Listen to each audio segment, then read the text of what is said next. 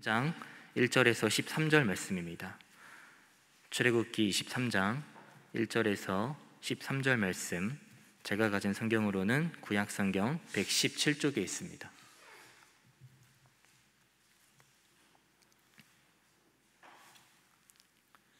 제가 봉독하겠습니다. 너는 거짓된 풍설을 퍼뜨리지 말며 악인과 연합하여 위증하는 증인이 되지 말며 다수를 따라 악을 행하지 말며 송사의 다수를 따라 부당한 증언을 하지 말며 가난한 자의 송사라고 해서 편벽되이 두둔하지 말지니라. 내가 만일 내 원수의 길 잃은 소나 나귀를 보거든 반드시 그 사람에게로 돌릴지며 내가 만일 너를 미워하는 자의 나귀가 짐을 싣고 엎드러짐을 보거든 그것을 버려두지 말고 그것을 도와 그 짐을 부를지니라. 너는 가난한 자의 송사라고 정의를 굽게 하지 말며 거짓 일을 멀리하며 무죄한 자와 의로운 자를 죽이지 말라. 나는 악인을 의롭다 하지 아니하겠노라. 너는 뇌물을 받지 말라. 뇌물은 밝은 자의 눈을 어둡게 하고 의로운 자의 말을 굽게 하느니라. 너는 이방 나그네를 압제하지 말라. 너희가 애굽 땅에서 나그네 되었었은즉 나그네의 사정을 아느니라. 너는 6해 동안은 너의 땅에 파종하여 그 소산을 거두고 7째 해에는 갈지 말고 묵혀두어서 내 백성의 가난한 자들이 먹게 하라. 그 남은 것은 들짐승이 먹으리라. 내 포도원과 감람원도 그리할지니라. 너는 6해 동안에 내 일을 하고 7째 날에는 쉬라. 내 소와 나귀가 쉴 것이며 내 여중의 자식과 나그네가 숨을 돌리리라. 내가 내게 이른 모든 일을 삼가 지키고 다른 신들의 이름은 부르지도 말며 내 입에서 들리게도 하지 말지니라. 아멘.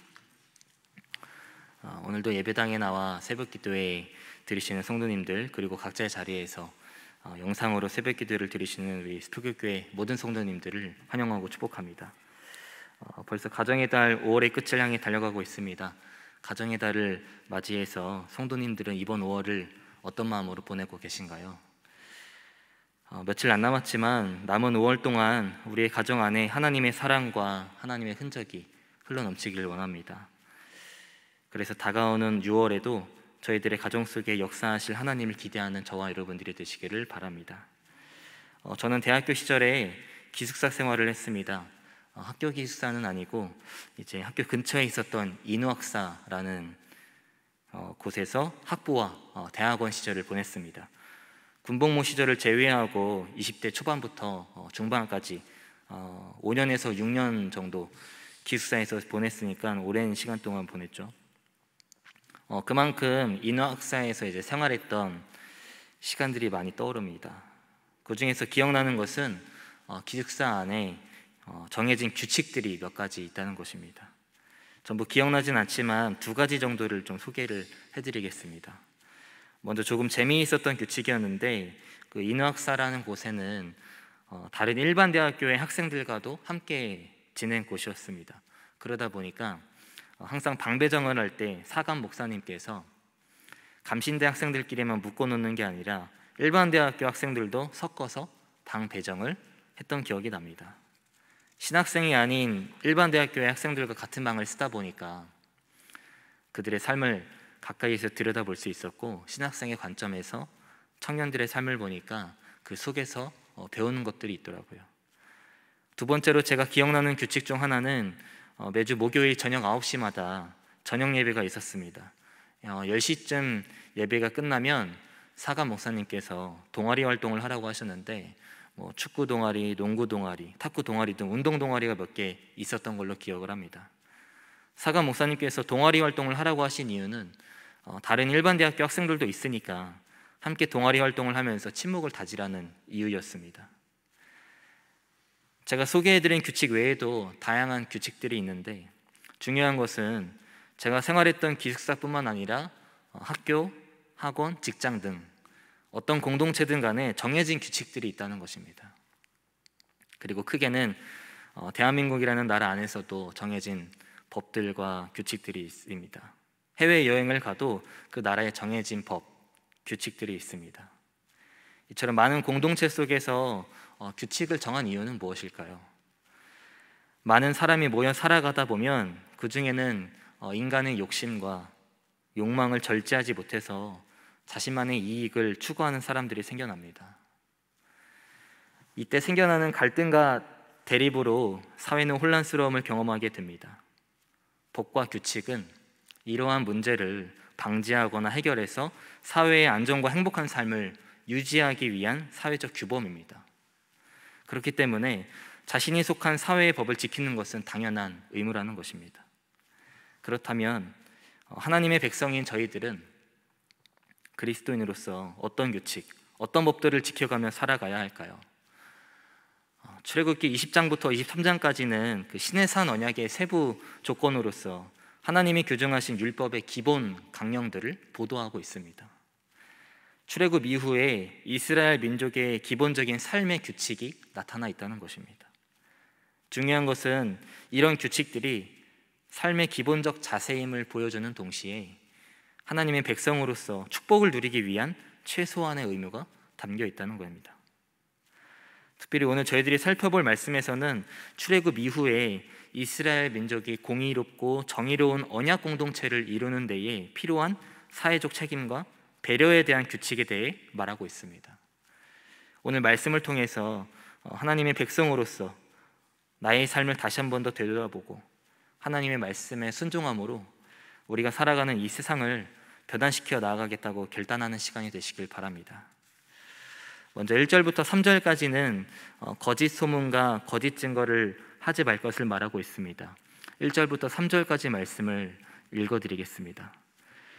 너는 거짓된 풍설을 퍼뜨리지 말며 악인과 연합하여 위증하는 증인이 되지 말며 다수를 따라 악을 행하지 말며 송사의 다수를 따라 부당한 증언을 하지 말며 가난한 자의 송사라고 해서 편벽되이 두둔하지 말지니라. 1절을 보시면 거짓된 풍설이라는 표현이 있는데요, 이것은 거짓 소문을 말합니다. 다시 말하면 아무런 근거가 없고 진실성이 결여된 유언비어를 가리키는 것이죠. 좋은 소문보다 나쁜 소문이 더 전파력이 빠른 거 알고 계십니까? 특히 요즘에는 SNS가 워낙 발전해서 SNS를 통해 확실한 근거도 없는 이야기들이 정말 빠른 속도로 퍼지게 되는 모습을 봅니다. 눈 뜨고 일어나서 기사를 확인해 보면 어떤 사람이 이렇더라 저렇더라, 대중들의 시선을 주목하게끔 만드는 기사들이 몇십 개씩이나 쏟아져 나오는 현실을 살아가고 있습니다. 이런 현실 속에서 저희들도 세상의 분위기가 이러니까 같이 어우러져도 괜찮은 걸까요? 오늘 하나님께서는 1절 뒷부분에 악인과 연합하여 위증하는 증인이 되지 말라라고 말씀하십니다. 다시 말하면 하나님의 백성은 거짓된 소문을 퍼뜨려서는 안 된다는 것입니다. 특히 위증하는 증인이란 단지 법정에서 실수로 어쩔 수 없이 거짓을 말하는 정도가 아니라 처음부터 상대방을 해롭게 하고 큰 공경에 빠뜨리기 위해서 계속해서 거짓 증거를 하는 자를 가리킵니다. 이런 자들은 하나님께서 말씀하신 10계명 중 내 이웃에 대하여 거짓 증거하지 말라라는 9계명을 어기는 것입니다. 잠언 12장 22절 말씀에 거짓 입술은 여호와께 미움을 받아도 진실하게 행하는 자는 그의 기뻐하심을 받느니라 라고 나와 있습니다. 그렇기 때문에 하나님의 백성인 저희들은 오직 진실만을 말해야 됩니다. 아무리 상황이 어렵고 힘들더라도 진실만을 말하는 사람만이 하나님의 백성으로서 지켜야 할 규칙이며 그것이야말로 하나님의 말씀에 순종하는 모습입니다. 어떤 상황이든 진실함을 말할 때 하나님께서 기뻐하신다는 사실을 날마다 기억하시기 바랍니다. 또한 2절과 3절에 나와 있듯이 증언을 할 때 다수를 따라 악을 행하지 말고 가난한 자, 약한 자의 재판일지라도 무조건 편들지 말라고 말씀하고 있습니다. 원어 성경에는 절대적인 금지의 뜻을 갖고 있는 부정어 로라는 표현이 2절과 3절 처음에 사용되고 있습니다. 절대로 다수의 뜻을 따라서는 안 되고 재판을 할 때 편견을 가지고 지나치게 한쪽으로 치우쳐서 판결을 내려서는 안 된다는 하나님의 강력한 말씀이 담겨 있는 것입니다. 세상에는 선보다 악을 행하는 자가 많습니다. 하나님의 백성으로서 선과 악을 구별하지 못하고 세상의 대세에 따라 그 분위기에 휩쓸려 살아간다면 하나님께서 보시기에 어리석은 삶을 살고 있는 것입니다. 아무리 많은 사람들이 행한다고 해도 하나님의 말씀에 어긋나는 행위이면 결코 하지 말아야 합니다. 또한 아무리 가난한 자라고 해서 그들에게 유리한 판결을 내려서도 안 되고 불리한 판결을 내려서도 안 된다고 나와 있습니다. 한쪽으로 치우치지 말라는 것입니다. 레위기 19장 15절 말씀에 너희는 재판할 때에 불의를 행하지 말며 가난한 자의 편을 들지 말며 세력 있는 자라고 두둔하지 말고 공의로 사람을 재판할지며 라고 나와 있습니다. 가난한 자든 사회적으로 힘이 있는 자든 한쪽으로 치우쳐서 증언하는 것이 아니라 공의로우신 하나님의 말씀을 기준으로 삼아야 된다는 것입니다. 다수에 따라 인간적인 눈으로 그게 맞는 것 같이 보여도 하나님의 말씀에 어긋나는 것이면 지적할 수 있어야 합니다.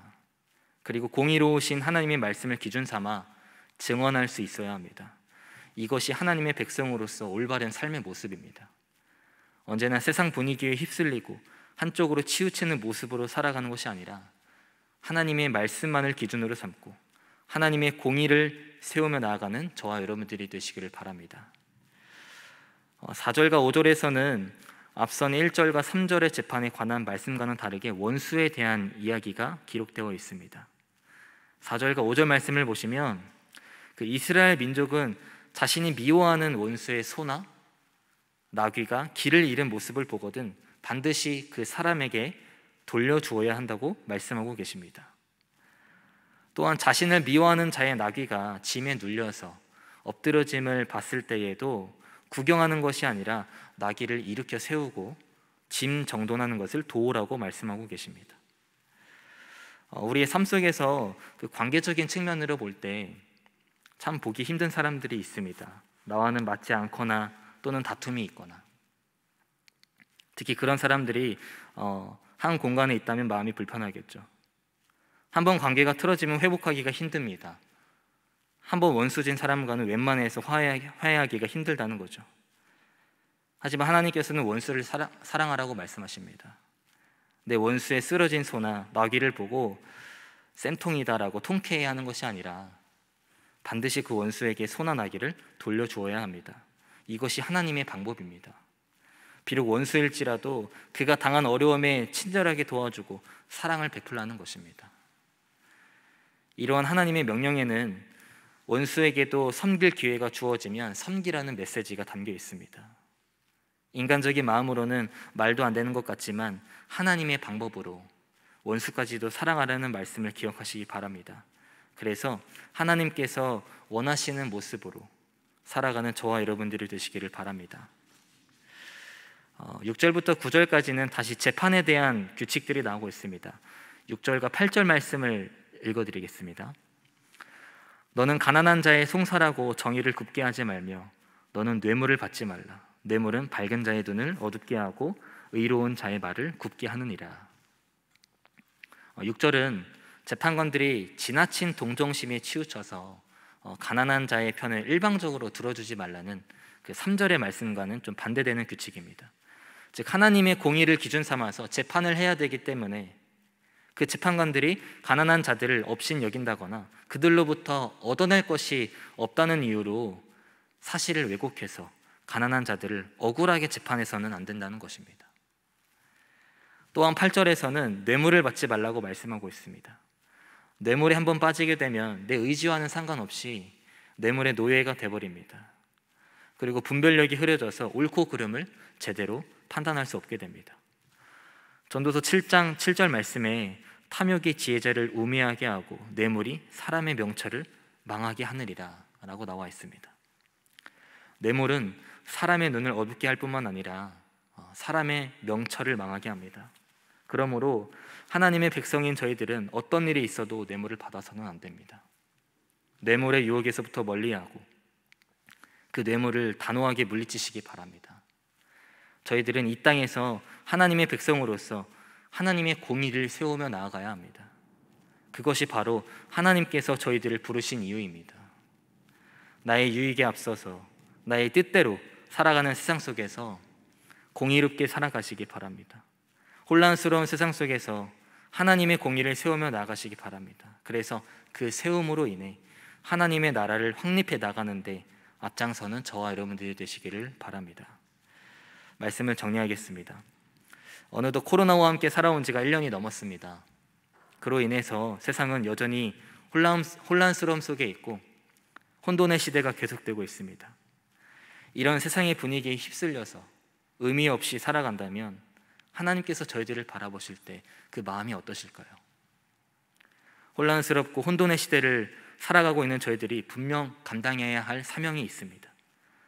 바로 하나님의 공의를 세우며 나아가는 것입니다.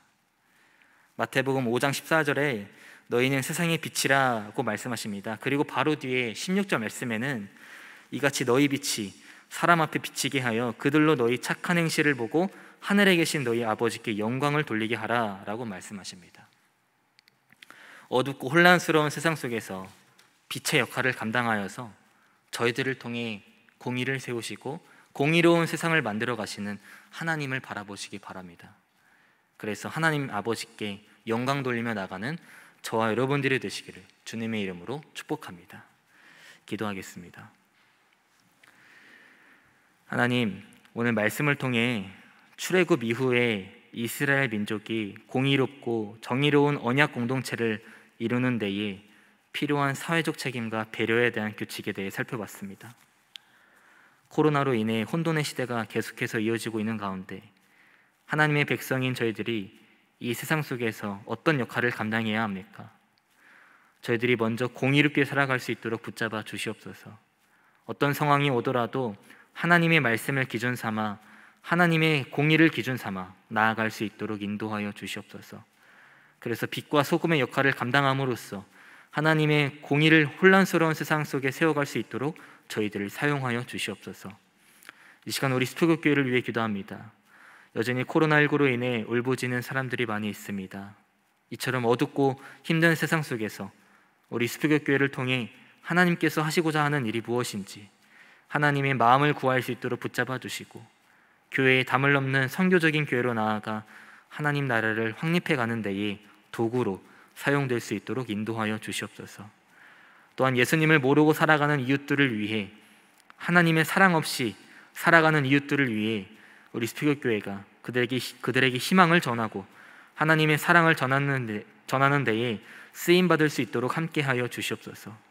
이를 위해 김진웅 담임목사님께도 날마다 성령 충만하게 하셔서 전하시는 말씀마다 생명을 살리는 말씀, 죽어있던 영에 깨어나는 말씀을 선포하며 항상 피곤치 않도록 붙잡아 주시옵소서. 주일에 드려지는 모든 예배를 위해 기도합니다. 영화부부터 장년부에 이르는 모든 예배 시간마다 성령 하나님 임재하셔서 하나님의 사랑이 넘치는 예배, 신령과 진정으로 찬양하는 예배, 하나님의 선하심을 경험하는 예배가 될 수 있도록 인도하여 주시옵소서. 예배를 통해 하나님과의 관계가 더욱더 견고해지고 더 단단해지기를 원합니다. 기대하는 마음으로 준비하여 돌아오는 주일 예배를 신령과 진정으로 드릴 수 있도록 함께하여 주시옵소서. 특별히 우리 교회에 연로하신 장로님들, 권사님들, 지사님들이 계십니다. 날마다 하나님의 따뜻한 팔로 안아주시고 보호하여 주셔서 아프지 않도록 붙잡아 주시고 그 아픔이 회복되고 치유되는 역사가 일어날 수 있도록 역사하여 주시옵소서. 이 시간 귀한 예물 드렸습니다. 이 예물들이 하나님 보시기에 귀하고 아름다운 곳에 쓰일 수 있도록 인도해 주시고 오늘 하루 동안에도 겸손의 왕, 평화의 왕, 구원의 왕이신 예수님을 바라보며 거룩한 하루를 보낼 수 있도록 인도하여 주시옵소서. 감사드리며 우리의 소망 되시고 구원자 되신 예수 그리스도의 이름으로 기도드립니다. 아멘.